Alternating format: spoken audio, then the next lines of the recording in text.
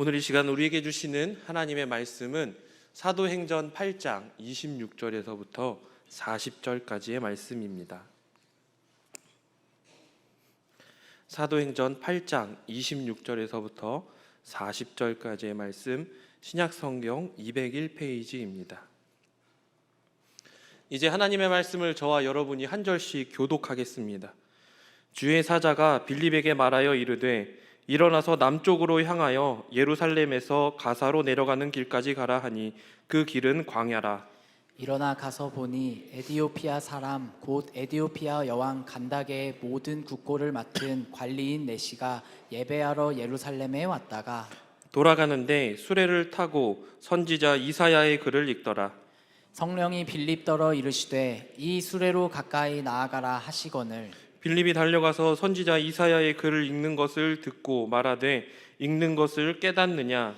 대답하되 지도해 주는 사람이 없으니 어찌 깨달을 수 있느냐 하고 빌립을 청하여 수레에 올라 같이 앉으라 하니라.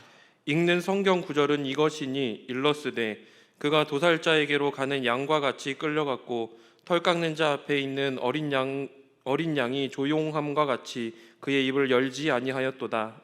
그가 굴욕을 당했을 때 공정한 재판도 받지 못하였으니 누가 그의 세대를 말하리요. 그의 생명이 땅에서 빼앗김이리로다 하였거늘 그 내시가 빌립에게 말하되 청컨대 내가 묻노니 선지자가 이 말한 것이 누구를 가리킴이냐? 자기를 가리킴이냐? 타인을 가리킴이냐?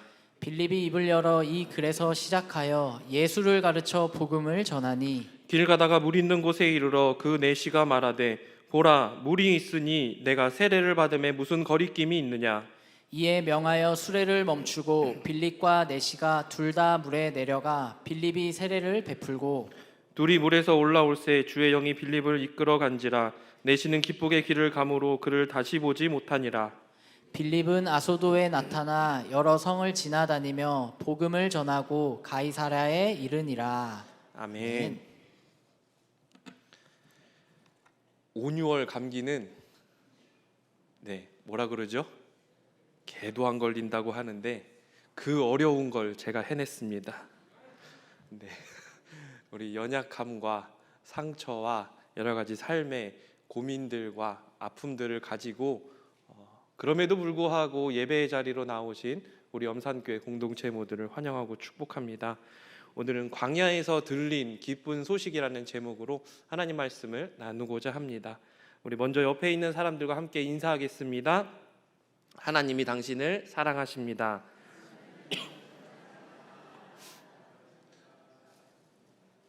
오늘 말씀을 나누는 가운데 우리에게 선한 일을 행하시는 주님의 은혜가 가득하기를 소망합니다.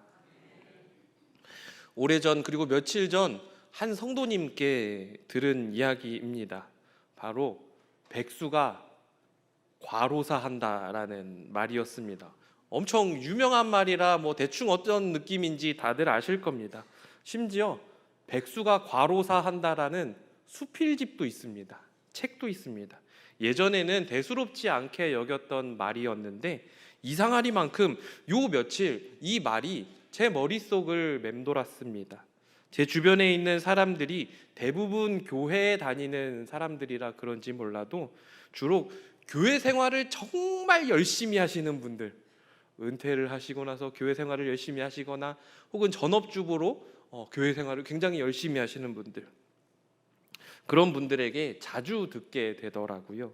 그러다가 조금 다르게 생각해 보았습니다. 사실 백수라고 하면은 무엇인가 결핍의 문제가 있고 또는 삶의 고민들을 가지고 있는 사람들 아니겠습니까? 그러나 세상의 관점으로 보기에는 백수라고 불리는 이 사람들이 하나님께 귀하게 쓰임받고 있더라는 것을 발견하게 되었습니다. 이런 관점에서 성경을 보니 수많은 백수들이 성경에 있더라고요. 대표적으로 예수님의 제자들이 있지요. 주님이 부르실 때 배와 그물을 버려두고 예수님을 따랐던 사람들, 앉아있던 세관에서 자리를 박차고 일어나서 예수님과 함께 했던 사람, 무화과 나무 아래에서 묵상하고 있다가 말씀을 읽고 있다가 부름받은 사람. 그런데 예수님의 제자들은 어부, 세리와 같은 이 직업들이 있었지만 누구도 존중해주지 않는 사람들이었습니다. 소외당한 사람, 외면받은 사람들이었지요. 하지만 주님은 그 보잘것없는 사람들을 부르셔서 복음의 일꾼 삼아 주셨습니다. 성경에 나오는 또 다른 인물들은 어떻습니까? 대부분 존귀하고 칭찬받는 사람들이라기보다는 조금은 초라한 사람들이었지요. 거짓말쟁이, 살인자, 가족에게 버림받은 사람, 목동, 이렇게 초라한 사람들이었지만 하나님께서는 그들로 하여금 놀라운 일을 이루셨습니다.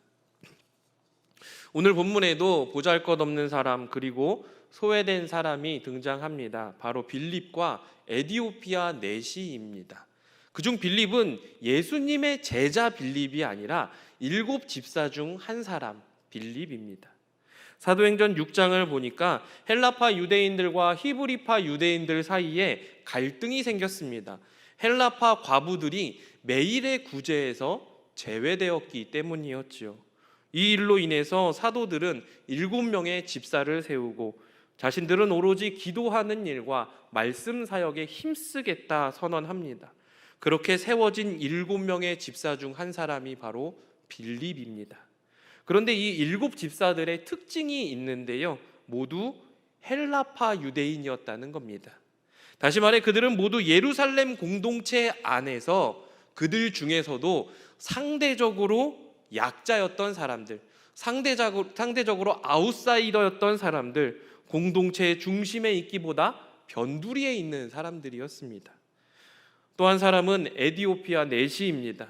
이 내시라는 어감 때문에 우리나라 드라마에서 나오는 전하 아니되옵니다 이런 내시를 생각하실 수도 있는데요, 사실 그는 에디오피아 여왕 간다게의 국고를 맡은 아주 고위 관리였습니다. 요즘 말로 재무부 장관쯤 되겠지요. 그러면 누군가는 이렇게 말할지도 모릅니다. 아니 목사님, 고위 관직자가 어떻게 소외되고 초라한 사람이에요? 맞습니다. 겉으로 보기에는 그렇게 보일 수도 있습니다. 하지만 에디오피아, 성경에 나오는 표현으로는 구스라고 하는데요, 이 사람은 이방인입니다. 에디오피아라는 말의 의미는 검은 얼굴의 사람들의 땅, 검은 얼굴을 가진 사람들의 땅이라는 의미입니다. 그들은 피부가 모두 검은 사람들이었습니다. 그런데 예레미야 13장 23절을 보니까 이렇게 기록되어 있습니다. 구스인이 그의 피부를, 표범이 그의 반점을 변하게 할 수 있느냐? 할 수 있을진데 악에 익숙한 너희도 선을 행할 수 있으리라. 무슨 말입니까?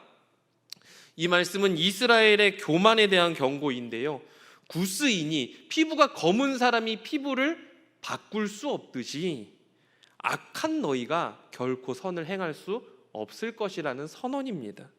여기에서 예레미야가 굳이 구스인을 언급한 이유는 유대인들은 피부가 검은 사람을 죄인 취급했기 때문입니다. 즉 이방인에 대한 반감이 컸던 유대인들, 그 중에서도 죄를 지은 것처럼 죄인의 표본으로 보여지는 이 피부가 검은 구스, 에디오피아인에 대한 반감은 아마 굉장했을 겁니다. 정리해보면 에디오피아 내시는 국고를 맡은 큰 권세가 있는 사람이었지만 엄밀히 따지면 성전 안으로 들어갈 수조차 없는, 잘해야 이방인의 뜰에서 저 멀리서 성전을 바라보면서 예배할 수밖에 없었던 아웃사이더였습니다. 우리 교회 안에도 이런 사람들이 있지 않습니까? 부족하고 연약하고 보잘것없고 소외당하는 사람들. 그러나 주님께서는 여전히 우리 같은 작은 사람들을 통하여 일하고 계십니다. 과연 주님께 쓰임받은 사람, 구원의 역사에 동참하는 이들은 어떤 특징이 있을까요? 첫 번째로 주님은 순종하는 사람을 통해 일하십니다.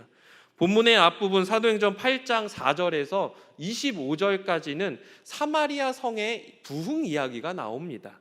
그리고 그 부흥의 중심에는 빌립이 있었지요. 빌립이 사마리아 성에서 그리스도를 전파하니까 수많은 이적들, 수많은 표적들이 나타났고 더러운 귀신이 떠나고 수많은 병자들이 고침을 받았습니다. 사마리아 성에 큰 부흥이 있다라는 소식을 들었던 이 예루살렘에 있는 사도들에게까지 이 부흥의 소식이 전해지자 예루살렘 교회는 베드로와 요한을 사마리아 성에 파견하게 됩니다. 사도들이 사마리아 성에 도착해서 사람들에게 안수했을 때 성령이 그곳에 임재하는 역사가 일어났습니다. 이렇게 분위기가 한참 좋은데 조금 이해하기 힘든 말을 듣게 됩니다. 26절을 보십시오. 주의 사자가 빌립에게 말하여 이르되 일어나서 남쪽으로 향하여 예루살렘에서 가사로 내려가는 길까지 가라 하니 그 길은 광야라. 주님, 물 들어올 때 노져야 하는데 지금 이렇게 큰 부흥이 있는데 여기를 떠나라니요. 이렇게 반문할 법도 한데 빌립은 말씀에 순종했습니다. 심지어 어디 가서 누구에게 어떻게 전도하라는 말도 아니고 그런 말도 전혀 없이 그냥 가랍니다. 무작정 가랍니다. 그럼에도 불구하고 빌립은 순종했습니다. 그래서 학자들은 이 본문을 창세기 12장에서 하나님께서 아브라함을 부르시면서 그에게 사명을 주시는 것과 동일하게 해석하기도 합니다. 너의 고향 친척과 아버지의 집을 떠나서 내가 내게 보여줄 땅으로 가라. 하나님은 아브라함에게 어디인지 어떻게 가는지조차 알려주지 않으셨지만 그는 순종했습니다. 그리고 믿음의 조상 복의 통로로 쓰임을 받았지요. 빌립의 순종은 여기에서 끝이 아닙니다. 29절을 보십시오. 성령이 빌립더러 이르시되 이 수레로 가까이 나아가라 하시거늘.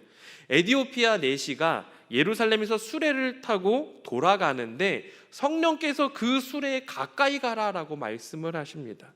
앞서 말씀드렸던 것처럼 이 에디오피아 내시는 고위 관직자였습니다. 아마 그 수레는 여러 마리의 말들이 끄는 거대한 수레였겠지요. 뿐만 아니라 그 옆에는 호위병들이 있었을 겁니다. 여기에서 가까이 나아가라라는 헬라어의 원어 의미는 악교로 붙이다 또는 굳게 접합하다라는 의미인데요. 그만큼 이 수레에 바짝 붙으라는 겁니다. 가까이 가라는 겁니다. 성도님들 한번 상상해 보십시오. 크고 웅장한 수레, 경호를 받고 있는 고위 관직자에게 낯선 사람이 접근한다면 호위병들이 어떻게 했을까요? 가만히 보고 있었을까요? 아닙니다. 말 한마디 걸어보기도 전에 저지당하거나 암살자로 여겨서 죽임을 당했을지도 모릅니다. 하지만 빌립은 걱정하거나 고민하지 않았습니다.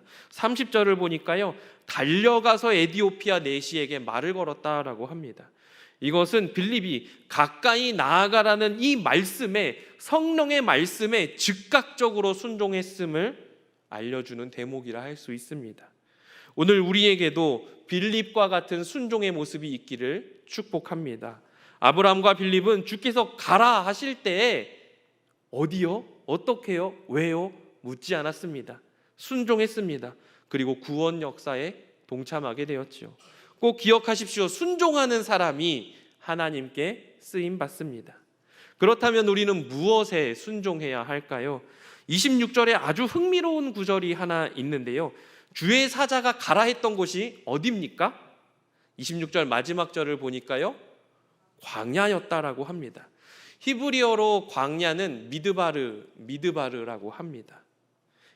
히브리어에는 아에 이오우 같은 이 모음이 없이 기역, 니은, 디귿과 같은 자음만 있습니다. 그래서 유대인들은 광야, 미드바르라고 하면 아주 자연스럽게 다바르, 말씀을 떠올리곤 했습니다.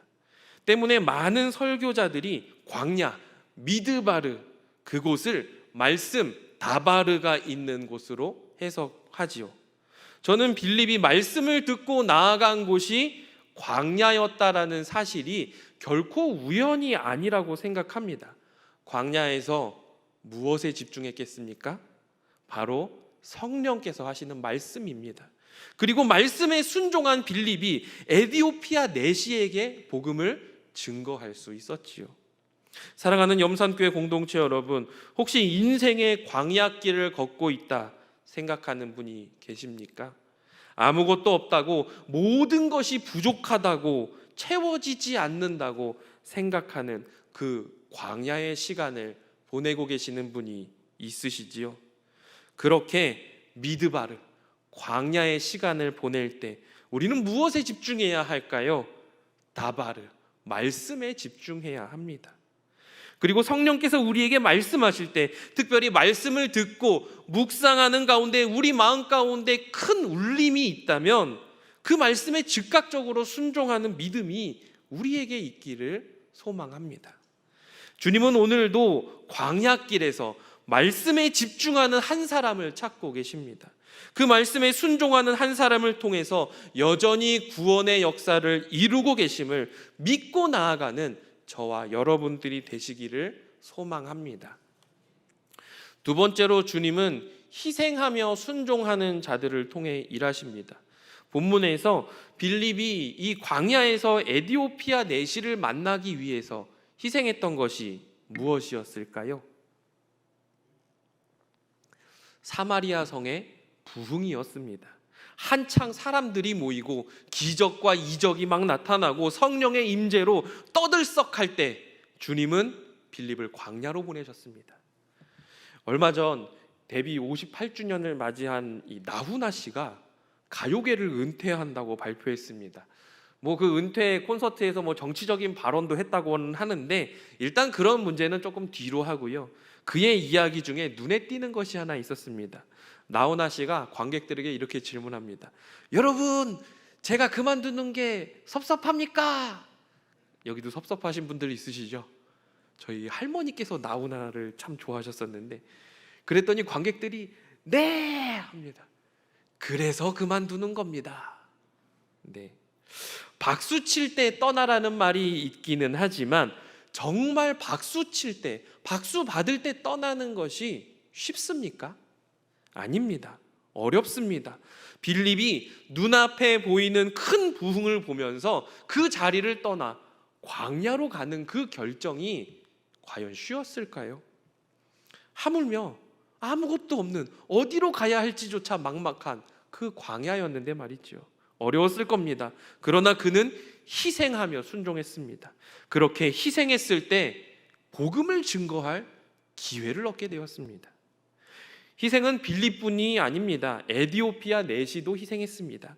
에디오피아에서 이 예루살렘까지의 거리는 왕복 한 3,000km 정도 된다고 합니다.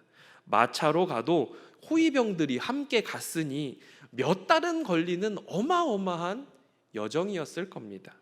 그 먼 거리를 예배하기 위해 왔다가 돌아가는 길입니다. 어디에서 예배했을까요?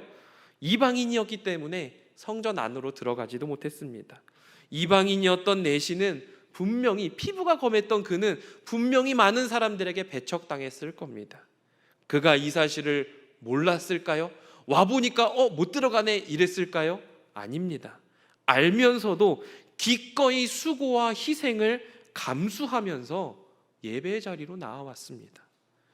오늘도 먼 곳에서 이 기도의 자리를 찾아 나오신 우리 성도님들 계시지요. 또 먼 곳에서 이 자리에 함께 하고 싶지만 온라인으로 예배하고 있는 우리 성도님들 계시지요. 주일 아침 3부 예배를 드리기 위해서 한 2-3시간 전부터 오시는 성도님들이 있습니다. 특별히 제가 함께 예배하고 있는 저희 YIC 식구들 중에는 현장 예배에 참석하기 위해서 11시 30분 예배에 참석하기 위해서 8시에 아이들 둘을 데리고 막 준비를 해서 현장 예배로 참석하는 베트남 사람이 있습니다.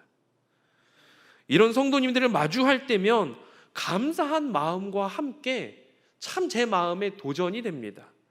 때문에 이런 성도님들을 축복하면서 하나님, 목사인 저에게도 저런 희생과 열정을 주십시오. 기도하곤 합니다. 사랑하는 염산교회 공동체 여러분, 성도님들의 희생과 수고를 주님께서 기억하실 것입니다. 그리고 가장 좋은 것, 가장 선한 것으로 갚아주실 줄 믿습니다. 그리고 오늘 본문에 눈에 띄게 드러나지는 않았지만 희생을 통해서 복음의 역사를 이룬 한 사람이 더 있습니다. 누구일까요? 바로 예수 그리스도입니다. 에디오피아 내시가 예배하고 돌아가는 길에 읽고 있었던 성경은 이사야서입니다. 도살자에게 가는 양과 같이, 털 깎는 자 앞에 있는 어린 양과 같이 고난당하는 그 고난당하는 종, 그 모습을 묘사한 이사야 53장의 말씀이었죠. 예수님은 하늘의 영광을 버리고 하늘의 권세를 버리고 이 땅에 아주 철저하고 완벽한 인간으로 오셨습니다. 그리고 작은 자들의 친구가 되어 주셨고요, 많은 사람들의 연약함을 회복시켜 주셨습니다. 하나님 나라를 증거하셨습니다. 그러다가 고난당하셨고 십자가에 죽으셨습니다. 그의 피로 말미암아 우리는 죄사함을 얻었습니다. 하나님께서는 자신을 내어주면서 자신의 가장 소중한 독생자 예수 그리스도를 우리에게 기꺼이 내어주시는 그 희생을 통해서 모든 인간을 위한 구원의 역사, 구원의 길을 열어놓으셨습니다. 성도님들, 우리의 희생은 반드시 예배와 연결되어야 합니다. 우리의 희생은 반드시 복음과 연결되어야 합니다. 눈에 보이고 손에 잡히는 큰 부흥을 포기한 빌립, 예배를 위해 먼 곳까지 기꺼이 그 오는 수고를 감수했던 에디오피아 내시, 이 둘을 연결시키는 핵심이 바로 복음이었습니다. 예배였습니다. 세상의 소금 염산교회 성도님들의 수고와 헌신, 우리의 희생이 예배와 복음으로 연결될 때 주님은 우리를 통해 여전히 오늘도 지금 이 순간에도 놀라운 역사를 이루어 가시는 줄 믿습니다. 세 번째로, 주님은 우리의 실패와 약점을 통해서도 일하십니다. 사도행전 6장과 7장에는 스데반의 순교 이야기가 나오는데요, 스데반 사건으로 인해서 예루살렘 교회는 박해를 당하게 되었습니다. 그러나 구원의 역사라는 관점에서 볼 때에 예루살렘 안에만 갇혀있던 복음을 박해라는 이 실패와 고난을 통해서 확장시키시는, 예루살렘 안에만 갇혀있던 그 복음을 실패를 통해서 확장시키시는 우리 하나님을 발견할 수 있습니다. 예수님께서는 예루살렘과 온 유대와 사마리아와 땅끝까지 이르러 복음을 증거하라고 말씀하셨지만, 박해 전까지 복음은 예루살렘 안에만, 그것도 예루살렘 안에만 있는 유대인들에게만, 그 중에서도 히브리파 유대인들에게만 허락된 것이었습니다. 그들에게만 전파되고 있었습니다. 하지만 성경은 박해로 인해서 사도들을 제외한 성도들이 유대와 사마리아와 땅끝까지 흩어졌다라고 기록하고 있습니다. 흩어진 이후에 놀랍게도 더 큰 부흥과 구원의 역사가 이루어졌다라는 것이지요. 여기에서 중요한 포인트가 하나 있는데요, 바로 빌립이 헬라파 유대인이었다는 사실입니다. 아마 그는 당시의 공용어였던 헬라어에 아주 능한 사람이었을 겁니다. 그런데 에디오피아 내시가 읽고 있던 이 이사야의 글은 히브리어가 아니라 아마도 이 히브리어를 헬라어로 번역한 70인역이었을 가능성이 큽니다. 때문에 빌립과 내시가, 우리가 지금 한글 성경으로 돼 있으니까 서로 이게 의사소통하는데 전혀 문제가 없을 것 같지만 서로 다른 나라 사람입니다. 빌립과 내시가 무슨 말로 이야기했을까요? 헬라어로 이야기했을 겁니다. 헬라어로 번역된 성경을 빌립이 해석해 주는데 전혀 문제가 없었을 겁니다. 분명 예루살렘 교회 내에서 헬라파 유대인이라는 사실은 약점이었습니다. 그에게는 상처였을지도 모릅니다. 그런데 그 약점을 하나님께서 쓰시니까, 박해라는 실패를 하나님께서 쓰시니까 강력한 복음의 도구가 되었고 강력한 선교의 기회가 되었습니다. 사랑하는 염산교회 공동체 여러분, 지금 실패의 시간, 고난의 시간을 보내는 분이 계십니까? 나는 스스로 보잘것없다고, 모자라다고 생각하는 분이 계십니까? 우리가 말씀에 순종하고 예배를 위해서 우리의 가장 귀한 것을 하나님께 기꺼이 내어 드릴 때에 주님이 우리의 실패와 약점을 통해서도 일하시는 줄 믿습니다. 주님이 일하시면 내가 생각했던 것보다, 내가 기대했던 것보다 더 놀라운 일, 더 큰 일을 이루시는 줄 믿습니다. 말씀을 정리합니다. 2000년 전 보잘것없는 사람들을 통해서 구원의 역사를 이루셨던 주님께서는 오늘도 신실한 주님의 일꾼을 찾고 계십니다.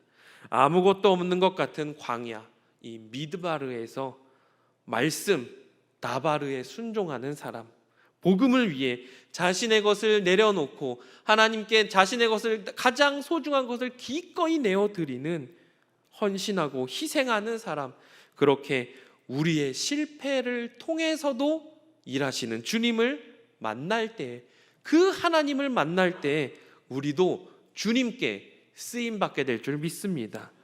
또한 주님께서는 복음을 위해 일하는 이들을 위해서 만남의 은혜를 허락하시는데요, 말씀에 순종해서 사마리아 성의 부흥을 포기하고 광야로 나아갔던 빌립, 그리고 예배를 위해서 먼 길을 찾아온 에디오피아 내시를 주님은 만나게 하셨습니다. 뿐만 아니라 예비하시는 은혜를 만나게 됩니다. 본문 36절을 보십시오. 길 가다가 물 있는 곳에 이르러 그 내시가 말하되 보라, 물이 있으니 내가 세례를 받음에 무슨 거리낌이 있느냐. 여기에서 물이라고 번역된 이 헬라어 휘도르는 잘 알려진 강이나 어떤 우물, 어떤 스팟, 이런 곳이 아닙니다. 내시가 보라 라고 외친 것을 볼 때 이 물은 아마도 전혀 예상하지 못했던 물이었을 겁니다. 뜻밖의 물이었을 겁니다. 아주 작은 샘이거나 아주 작은 개천 정도였을 겁니다. 왜 그에게 이 물이 이토록 반가웠을까요? 사막이라서 마실 물이 필요했던 것이 아닙니다. 내시는 분명히 더 분명한 신앙 고백을 하기를 원했고, 또 세례를 받기를 아주 간절히 마음 가운데 원했던 것 같습니다. 마치 말씀에 순종하고 아들을 드리고자 했던 아브라함이 덤불더미에서 순양을 발견했던 것처럼 주님께서는 만남의 은혜와, 빌립과 에디오피아 내시가 만나게 하셨던 그 만남의 은혜와 발견의 은혜를 허락해 주시는 줄 믿습니다. 사랑하는 염산교회 공동체 여러분, 광야에서 들리는 기쁜 소식은 비록 우리가 실패하고 보잘것없는 것처럼 보이는 그 순간에도 주님이 여전히 일하고 계시기에 그 말씀에 순종하여 주님을 위해 수고하고 헌신하는 이들을 통해 오늘도 복음이 증거되고 오늘도 복음이 전파된다는 사실입니다. 그리고 분명 주님은 신실한 주님의 일꾼들에게 귀한 만남의 은혜와 또한 발견의 은혜를 베푸시는 줄 믿습니다. 우리 염산교회 공동체 모두가 복음의 일꾼으로, 복의 통로로 귀하게 쓰임받는 성도들이 되시길 주님의 이름으로 축복합니다. 기도하겠습니다. 사랑의 하나님, 연약하고 실패한 우리를, 부족한 우리를 말씀의 자리로 불러주시니 감사합니다. 이 시간 주의 말씀에 귀를 기울이고 인생의 광야길에서 주의 말씀에 집중하오니 주여 우리에게 말씀하여 주옵소서. 기도할 때에 응답하여 주옵소서. 우리의 삶을 주님 앞에 내려놓습니다. 하나님, 우리의 수고와 희생과 헌신을 기쁘게 받아주시고 만남의 은혜와 발견의 은혜를 허락하여 주옵소서. 우리를 통하여 오늘도 구원의 역사를 이루시는 예수님의 이름으로 기도합니다. 아멘.